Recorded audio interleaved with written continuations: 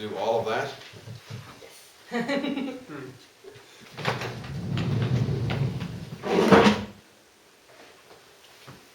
Is everybody able to see this board? Is able to see it?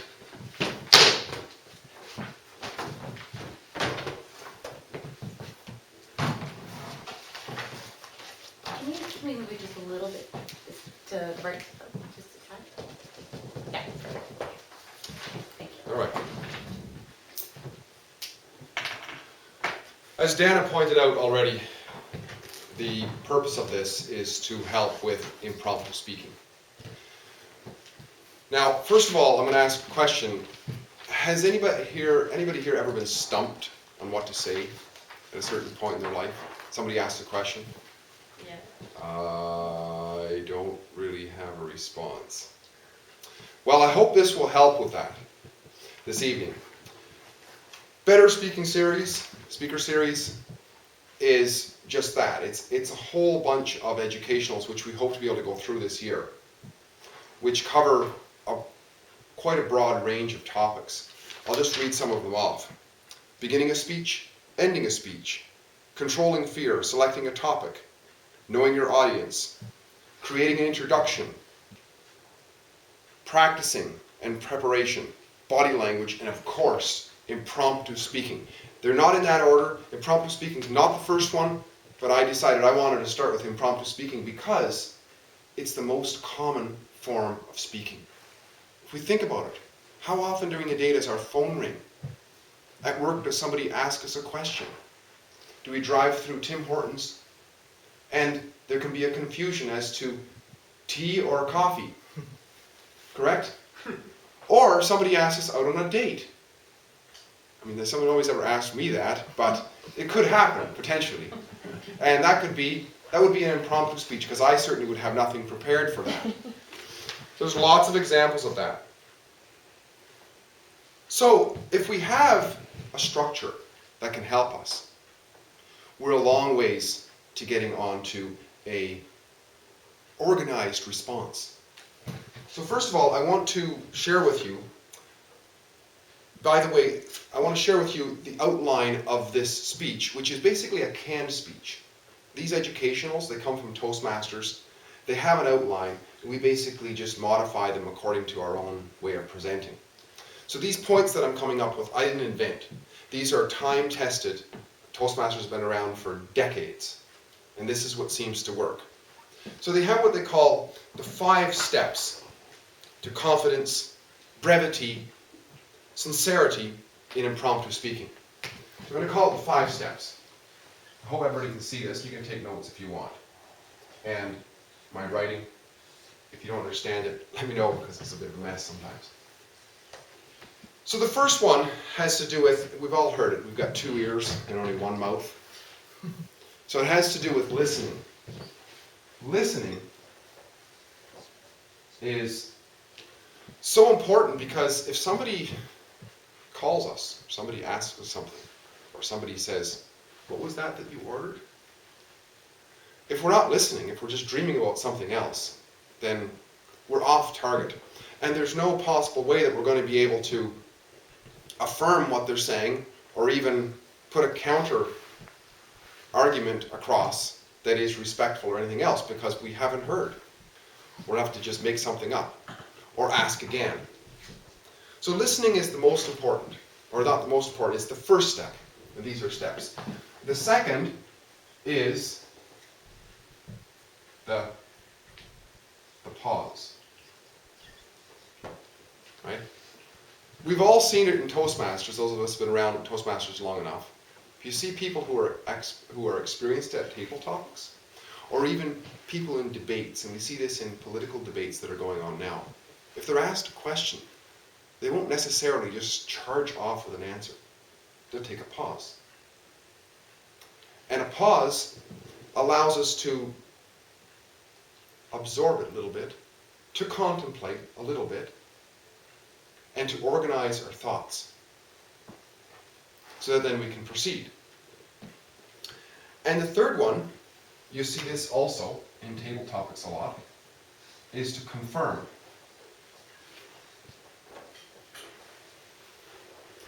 confirmed. This is most commonly done in a form of repeating what was asked. If a friend of yours asks you, can you feed the cat while I'm away, every day, twice a day, 1 scoop of moist food and 2 handfuls of dry food, I might take the pause and ask, was that twice per day, 2 spoons and 2 handfuls? No, it was 1 spoon and 1 handful. Oh, okay, I've got it. Now we can proceed with some sort of a discussion because there's clarity.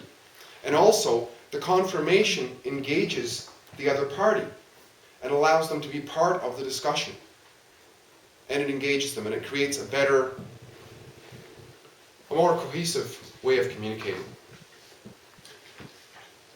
Now, eventually we got to get down to actually saying something. So this is what's called tell. And there's an old adage in public speaking, which is, everybody remember it? Tell them what you're going to tell them, but tell them what you told them. It's an opening, body, and conclusion. So this is so important because we have to use all of these to eventually focus on the essentials. So if our friend was asking us to feed our cat, and we start going off about, oh yeah, did you hear about the neighbor's dog the other day? He was licking his you-know-what. It's completely off. It has nothing to do with the question. So telling is very important. But it leads us, but it eventually has to come to a conclusion. You have to tell us what they told us eventually. Otherwise, if we start talking about the dog, we'll run out our time. We lose that brevity. And we miss out on the final step, which is important, which is to end. Has anybody ever met somebody who doesn't seem to be able to end? And you wonder sometimes if you just let them go that eventually they'll just fall over because they'll just burn themselves out. And I'm sure that many of us, myself included, have done that many times.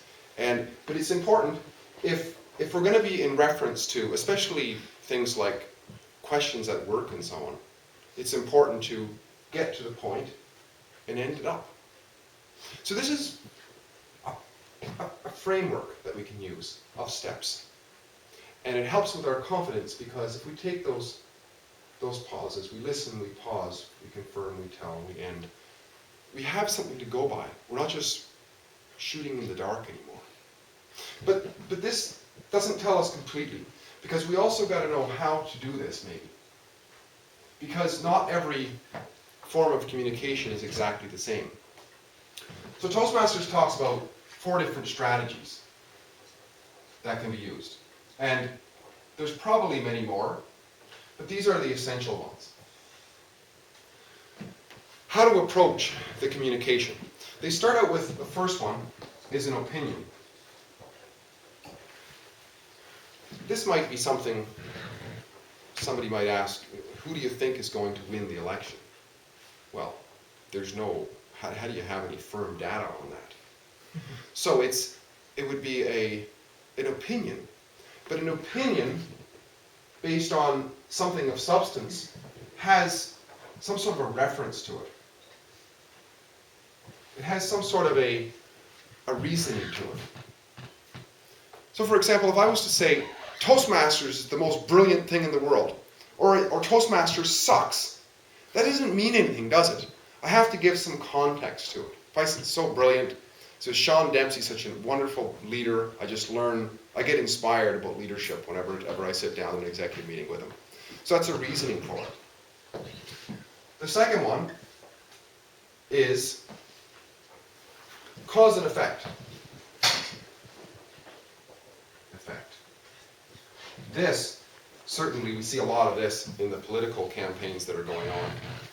There was last weekend, somebody was telling me about a Stop Harper rally that took place downtown, and you can be sure there was lots of cause and effect statements going on. Because of what he has done, now we have this, and vote for me and I'll save you. This is a cause and effect way of presenting something. The next one is called breaking it down into its components. We're going to call that components. So if somebody was to ask you, Leonard, how is it that you can change the alternator in your car? And you were an expert at changing the alternator in your car. You wouldn't go on to an opinion about it, necessarily a cause and effect. You'd go into a components presentation where you would say, first of all, it's so important to disconnect the battery. Secondly, to disconnect the wiring harness, loosen it off, get the belt off, and so on. And then you would present that in the reverse for installing it. So that would be a components line of presenting. The fourth one is called a timeline. Timeline is very similar to components because it's a linear issue of time. Like if Dana was to explain to us how she came to Canada, she might use a timeline because there was dates involved all the way through, and she might even be able to project into the future. Say, this is what I hope for here. With these two, we have a framework to be able to present pretty much anything, and then we can develop it ourselves more elaborately. But initially, it's a great way to develop our confidence. So, remembering confidence, brevity, and sincerity, we will, in reference to these and being able to listen, to pause, to confirm, to tell, and to end, and depending on what strategy we're going to use. When we use these, we, I'm sure, will never be without words to say. Got it, Toastmasters.